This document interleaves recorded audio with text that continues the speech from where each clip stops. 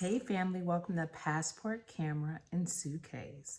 Today we're going to talk the benefits of solo travel.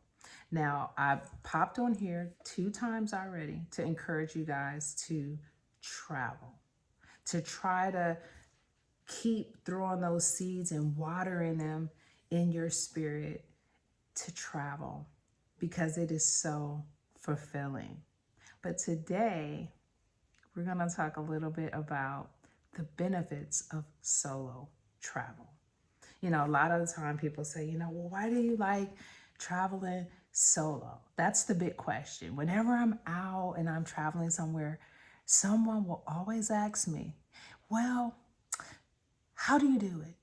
Why do you like traveling solo? You don't miss talking to people?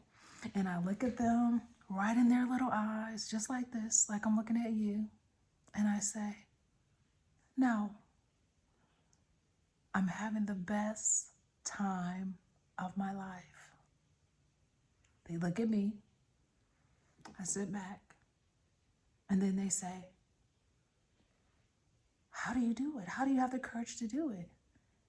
And I look back at them real close like this, and I say, I just do it. Just like you got up, you ate dinner when you were hungry, and you ate lunch. I just do it. Traveling solo is empowering. But first, I'm going to admit, my first solo journey, it took courage. It took a lot of courage because for me, I had to have the courage to follow through on the planning. I had to have the courage to learn that, guess what? If I want to have fun, I'm fun. If I want to do anything, I can do it with myself.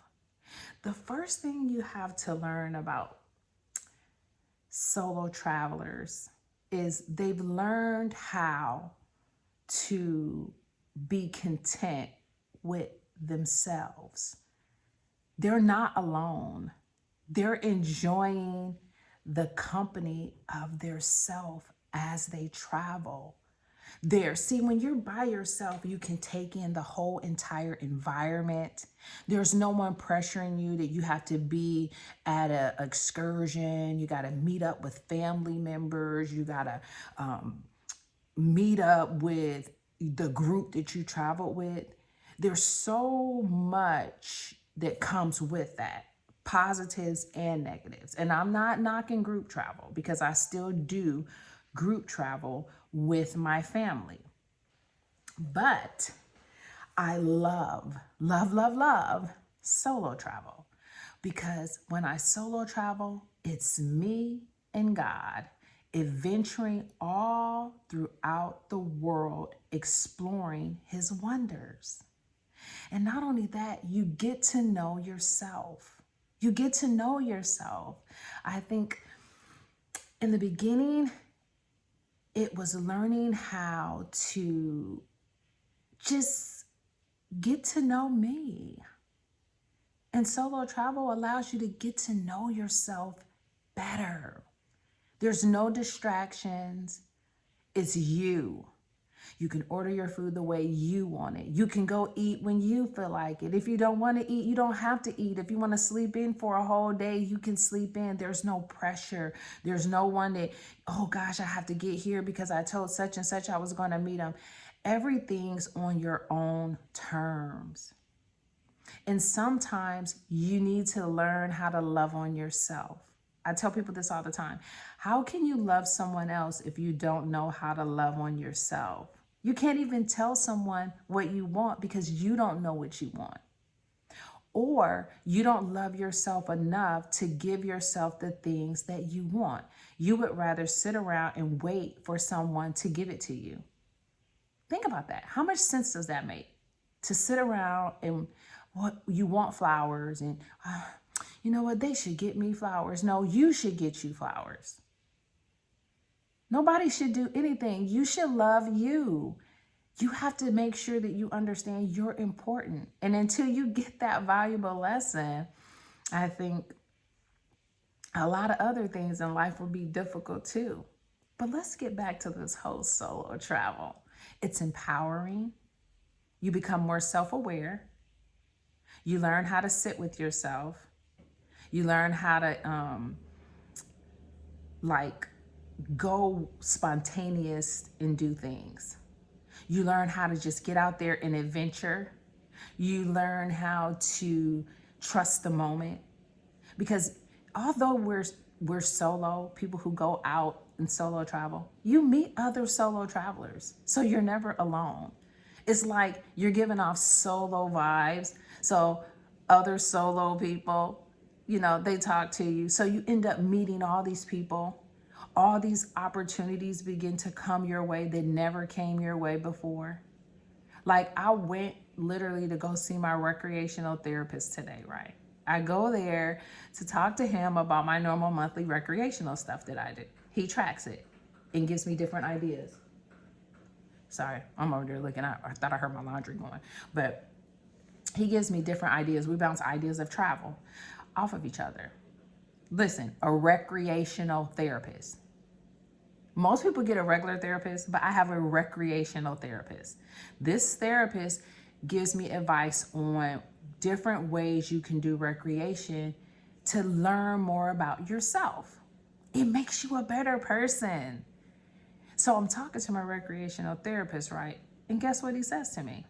He starts talking about the trip he just took to Montana that only cost him $11. So he told me tricks of the trade on how to go to Montana for a week on $11 and visit all the national parks. See? No one would have ever had that conversation with me if I wasn't in what I call like travel vibe mode.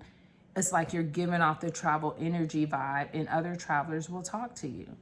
So that's one other beautiful thing that comes out of solo traveling is you just start stepping into that zone and then other people begin to gravitate to you because what? How can two walk together and not agree? Birds of a feather flock together. So you're a traveler, other travelers are going to gravitate to you. When they gravitate to you, they're going to give you advice on how to get these great deals. That's what I love about travel too, because I meet people.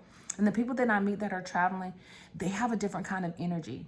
Their energy is energy that's in the present. Like they're in the present moment. They're not worried about what's happening at home. They're not worried about all their kids. They're not worried about just random stuff that we have a tendency to worry about. And that stuff steals away from the present. That's why it's called a present. Most of the people that I meet, they're living in the present. So their energy is fresh. So when we're talking, we're exchanging ideas. Nobody's feeling pinned down because we all have been empowered through solo travel. So we may eat lunch together and then some of us may not show up ever again, but who cares? No one takes it personal because guess what? We're all living life on our own terms. So travel also helps you to live life on your own terms. Sounds selfish, right? I know, but sometimes you have to be selfish for you. You got to be selfish for you. You got to love on you. You got to take care of you. I'm going to tell you the truth on this channel. But yeah, those are just only some of the benefits that solo travel has to offer you. And one of the biggest things I've experienced is whenever I go solo travel, I come back like renewed, like fresh, feeling in the present. I'm not inundated by everybody else's energy. I'm on my own vibe, doing my own thing. Me and God are just doing us, figuring out what are we going to do together next. It strengthens my relationship with Him.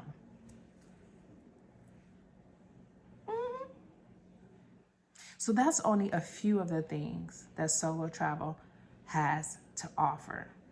So now you know why people solo travel and why they get so addicted to it. Because they begin to discover who they really are. It unlocks all this potential in you and things in you that you forgot about. It gives you all this courage. It gives you confidence. I'm saying confidence just through the roof. Like, it makes you even look different because you're just on a whole nother vibe. Are you on in the solo travel yet? Well, I hope so, you guys. Look, until next time, guys, be blessed and know travel is just a passport, camera, and suitcase away.